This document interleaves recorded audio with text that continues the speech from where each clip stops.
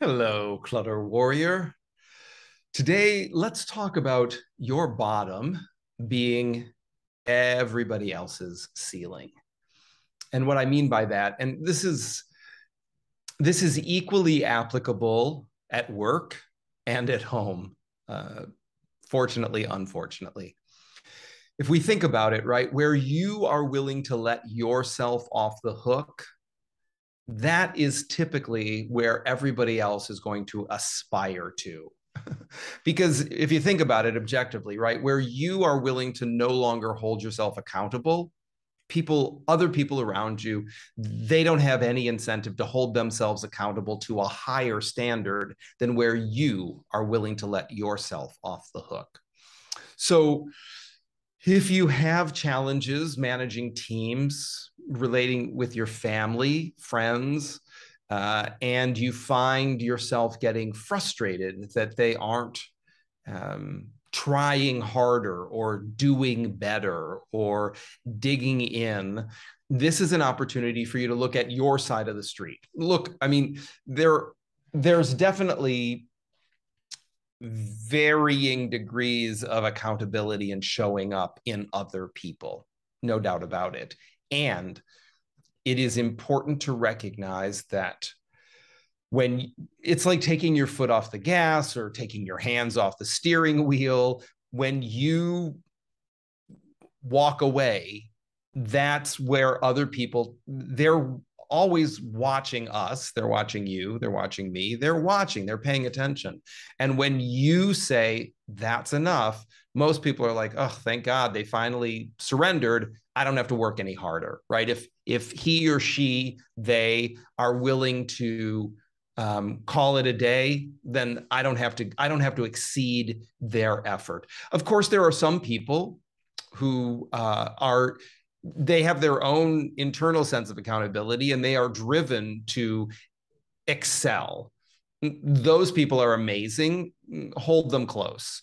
For everybody else, whether they're related to you or they're your friends again, or they work for you, with you, just pay attention. If you are growing frustrated with their degree of commitment or performance, it's important to remember that where you stop exerting yourself is where they will stop exerting themselves. And often that is what you might consider to be your weakest link or your weakest point, but it's what they're achieving. They're not going to put in more effort than you are, ever, as a rule, right? So it's really it's related to that idea of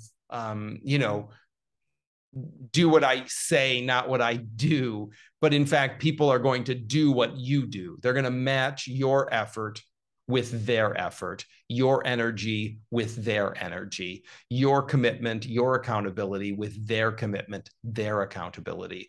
So it doesn't mean that you can't take breaks. It doesn't mean that you can't recalibrate or refocus yourself. It just means that you need to pay attention that if you are exhibiting,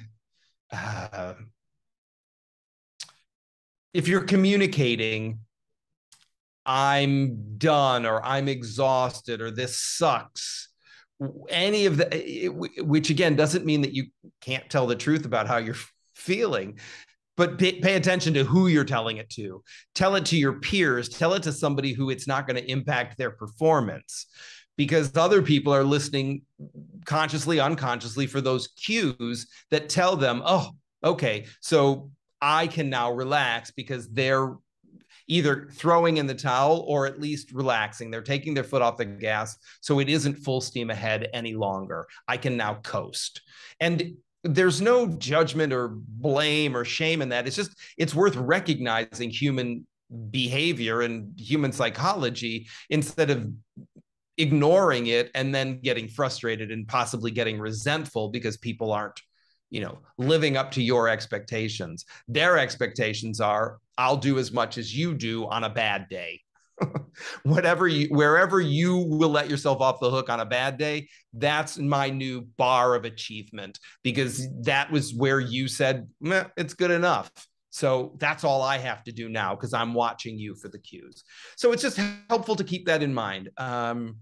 And it's also helpful to use that when you are coaching other people, when you are, and again, whether those are your kids, your partner, your parents, your friends, your colleagues, your direct reports, even if you're coaching up, right? If you're managing up to people that you report to, it's helpful to keep this in mind and to address it in a way that doesn't ever feel accusatory or confrontational in an aggressive way, but to be able to say, so I've noticed that this seems to be where you stop.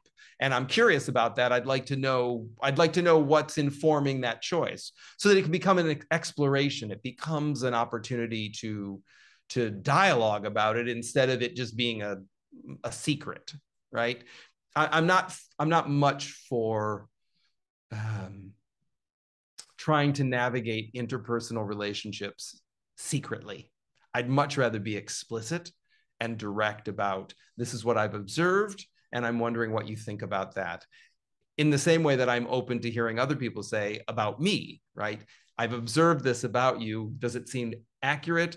Is there something that we can do about it, do with it? And then there's an opportunity for dialogue and there's an opportunity for growth, which I'm guessing most people want. Most people. Some people are not interested in personal development. They're not interested in growth. It's also helpful to recognize that. You will only, again, make yourself miserable trying to inspire them to care. So it's just better to recognize they're pretty passive and they're content. Again, we don't need to judge them. We probably just need to leave them alone. And I would say, again, literally and figuratively, if you're looking to surround yourself with people who are driven to exceed expectations and to excel for themselves, then it will become pretty apparent when the people who are not driven make themselves known around you. And it's helpful to just release them. Release your expectations of them and then release them possibly from your team. I mean, you can't probably release them from your family, but you also don't need to chase after them and try to engage them. If they're not interested in being engaged, it's okay. You've got a limited amount of time here on the planet. Why don't you redirect your energy someplace where you're going to have greater impact and likely greater happiness for yourself. All right, that's it for today. Looking forward to seeing you again real soon. Bye.